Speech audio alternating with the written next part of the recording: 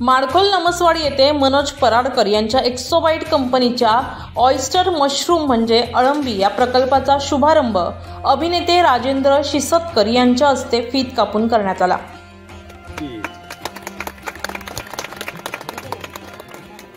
सावंतवाडी तालुक्यातील माडखोल नमसवाडी येथे मनोज पराडकर यांच्या कोकणच्या लाल मातीतील ब्रँड एक्सोबाईट कंपनीचा शुभारंभ आणि ऑयस्टर मशरूम म्हणजेच अळंबी या प्रकल्पाचा शुभारंभ अभिनेते राजेंद्र शिसतकर यांच्या हस्ते करण्यात आला।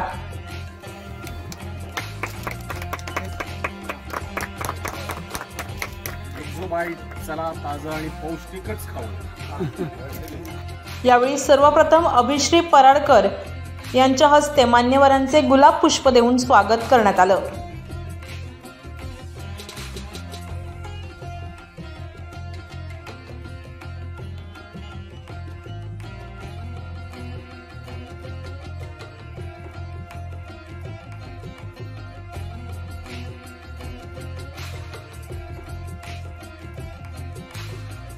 मनोज पराडकर यांनी शहरातली नोकरी सोडून माडखोल सारख्या ग्रामीण भागात येऊन कृषी क्रांतीसाठी पाऊल टाकून प्रकल्प सुरू केल्याने त्यांचे सर्वत्र कौतुक होत आहे। यावेळी अनेक मान्यवरांची भाषणे झाली। डॉक्टर देवधर आपल्या भाषणात म्हणाले की घडतंय ते कोकणासाठी शुभचिन्ह आहे। म्हणजे इथे दोन धरण आहेत, एक माडखोलचं धरण आहे, दुसरे धरण आहे। हे दोन्ही धरणं जे आहेत हे जीपीएस वर दिसतात। तुमचा एक फार्म आता जीपीएस वर दिसायला लागेल आणि ज्यांनी जग फिरून बघितलंय ते लोक जेव्हा बी रोवतात ना तेव्हा ते बी वेगळं असतं। त्याच्यामुळे तुझा बाबा इथे आहे पण अजिबात चिंता करू नको। कोकणाला मिळालेला उशाप जो आहे ना, परशुरामाची शापित भूमी म्हणून, तो रिव्हर्ट करण्याची ताकद तुमच्यासारख्या लोकांमध्ये आहे। त्याच्यामुळे तुम्ही सगळ्यांनी, त्याच्यामुळे सगळ्या गाववाल्यांनी मध्ये मध्ये हे येऊन काय करतं आता बघत चला। पहिल्यांदा एकदम उतरा नकात, मेरे रवा तरलात तर मी तुम्हाला खात्री देतो, जो 3 वर्ष कोकणात राहिला तो पूर्ण यशस्वी। 3 वर्ष लोक चौकशी करतील, बघून शंका निर्माण करतील, तुम्हाला दिल्यानंतर हॉर्न देतील, लाईट देतील। त्या हॉर्नचा लाईटचा अर्थ वेगवेगळा हे लक्षात ठेवा। 3 वर्षानंतरचा जो हॉर्न असेल तो ओळखीचा असेल, आत्ताचा असेल तो चेष्टेचा असेल। कारण मी 25 वर्ष झाली आता भगीरथ सुरू करून।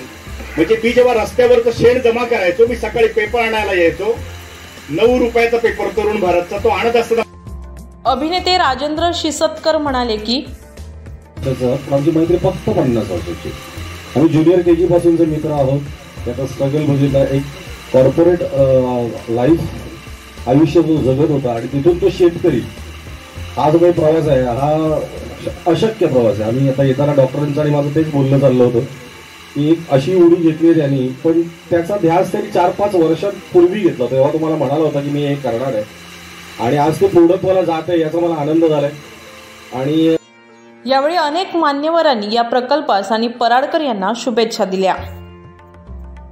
यावेळी गावातील 38 विद्यार्थ्यांना शिष्यवृत्ती देण्यात आली, तसेच ज्यांनी यासाठी योगदान दिले त्यांचाही सत्कार करण्यात आला। माडखोल या फार्म हाऊसमध्ये oyster mushroom, cherry tomato, broccoli, zucchini, jalapeno अशा देशी विदेशी ताज्या पौष्टिक भाज्यांचं उत्पन्न घेतलं जातं। एकाच पॉली हाऊसमध्ये 6 भाज्या उत्पादन घेतलं जातं, त्यामुळे इथल्या अनेक स्थानिक लोकांना रोजगार देखील मिळाला आहे। टुरिझम किंवा भाजीपाला निर्मिती हे ऑप्शन आपल्याकडे होते। मी शेती आणि भाजीपाला निर्मितीला पहिले प्राधान्य दिलं आणि त्याच्यासाठी मी माडखोल या गावाची हे केली।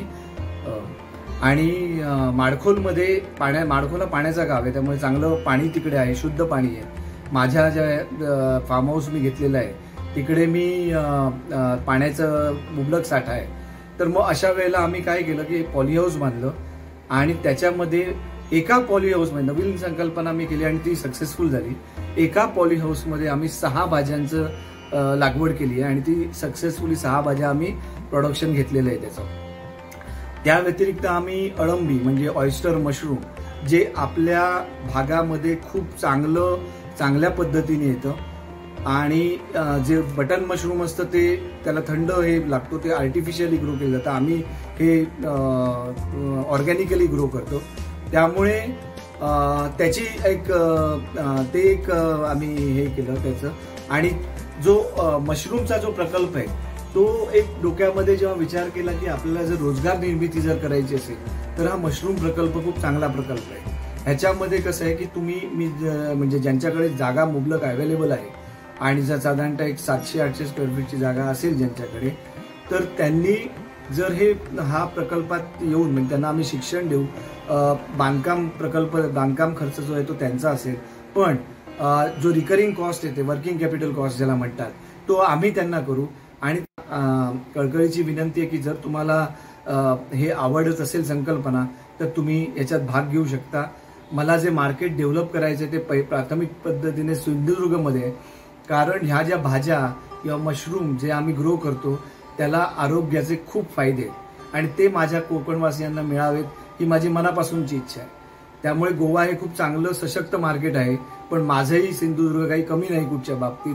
हे आम्ही सुरुवातीला आता जे काही सुरुवात केली, थोडंफार आम्ही जे आता मार्केटमध्ये आम्ही विकतोय, तर त्या हिशोबाने जो आम्हाला हे मिळतोय, प्रतिसाद मिळतोय, तोही खूप चांगला आहे. मागणी वाढते माझ्या प्रोडक्टची. माझे चेरी टोमॅटो, ब्रोकोली, झुकिनी हे गोवा मार्केटमध्ये होते, पण थोडासा भाव मी कमी केलाय त्याच्यामध्ये. म्हणजे साधारणतः अर्ध्या किमतीवरती मी ती कोकणवासियांसाठी, सिंधुदुर्गवासियांसाठी मी ती अवेलेबल केलेली आहे. काही आहे ते किलो मागे त्यांना आम्ही त्याचे पैसे देऊ. मग तो माल विकला गेला नाही गेला ती जबाबदारी आमची असेल. जे काही प्रोडक्शन ते करून देतील त्याचा जो आम्ही रेट ठरवू त्याप्रमाणे त्यांना ते पैसे दिले जातील. यावेळी व्यासपीठावर अभिनेते राजेंद्र शिसतकर, डॉक्टर देवधर, मनोज पराडकर, अभिश्री पराडकर, ॲडव्होकेट रुपेश देसाई, उपसरपंच जी राऊळ, सूर्यकांत राऊळ आदींसह पराडकर फार्म हाऊस कर्मचारी आणि माडखोल ग्रामस्थ मोठ्या संख्येने उपस्थित होते. मी अभिश्री पराडकर. माझे वडील मनोज पराडकर. पप्पांनी जेव्हा मला सांगितलं की त्यांना इकडे सिंधुदुर्ग जिल्ह्यात येऊन त्यांना बिझनेस सुरू करायचा होता ॲग्रिकल्चरचा, त्यांना एक्झॉटिक व्हेजिटेबल्स हे ग्रो करायचे होते आणि सगळ्या इकडच्या लोकांना त्याचा लाभ हे द्यायचा होता, तर पहिले मी विचार केला की पप्पा, तुम्ही तर तुमची पूर्ण लाईफ शहरात राहिले, तुम्ही फक्त कॉर्पोरेट जॉब केली आतापर्यंत, तर मलाही कुठेतरी प्रश्न पडला की असं का पप्पांनी अचानक असं विचार केला की असं करावं. पण मला माहिती आहे पप्पा जे ठरवतो ना ते तो करून दाखवतो आणि तो त्याची पूर्ण जी जान लावतो त्याच्यात. म्हणून मी ठरवलं की काही असू दे, मी फुल सपोर्ट करणार पप्पाला त्याचा. आणि तसंच त्यांचं हे सुरू केलं, मशरूम वगैरे, ऑयस्टर मशरूम त्यांनी ग्रो करायला सुरू केले. म्हणजे बघून मलाही एवढं गर्व वाटायला लागला ना त्यांच्यावर की पप्पा एवढं सुरुवातीपासून ग्रासरूट लेवलपासून आपण म्हणतो ना, फ्रॉम स्क्रॅच, तसं त्यांनी सगळं ते उभारत चालले आहेत. आणि मग मीही त्यांची जशी मी मदत करू शकते मीही करायला लागली. आता जसं तुम्ही लेबल बघतील किंवा जे बोर्ड बीड इकडे लावलेले तुम्ही बघतील ते मी डिझाईन केले, तर मी जेवढं शहरात राहून त्यांची मदत करू शकते तशी मी करते. आमचे रोज 1-2 दिवसात आमचे डिस्कशन्स होतात की कसं आपण अजून हा बिझनेस वाढवू शकतो, कसं आपण लोकांपर्यंत हे पोहोचवू शकतो, कसा इकडच्या लोकांना ह्याचा फायदा देऊ शकतो आपण.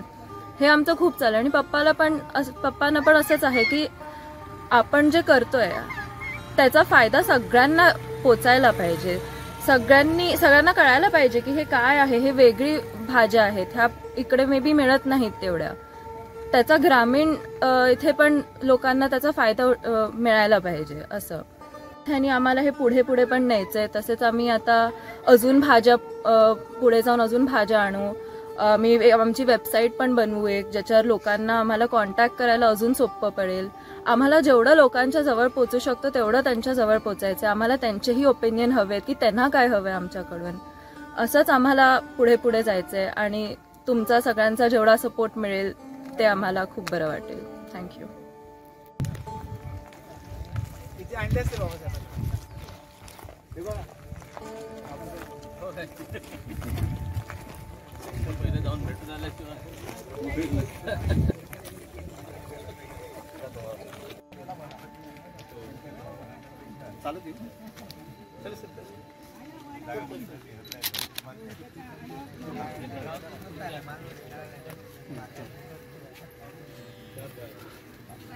इथे थंडावा कसा आहे सांगा. सिस्टम लावली ना. ही संकल्पना खरीच चांगली आहे आणि जो आपला शेतकरी वर्ग आहे त्यांच्यासाठी ही फायदेशीर गोष्ट आहे की चांगल्या पद्धतीने कमी खर्चात शेतकरी नफा कमवू शकतो. याच्यामध्ये याला मार्केटही चांगलं आहे. गोवा राज्य, सावंतवाडीचा सिंधुदुर्ग जिल्हा, सावंतवाडी तालुका यामध्ये खूप चांगलं मार्केट आहे. जर तुम्ही कोण करत असाल तर त्याचं मार्केट द्यायचं जबाबदारी ही पराडकर सर घेतली जाईल, पराडकर सरांकडून घेतली जाईल.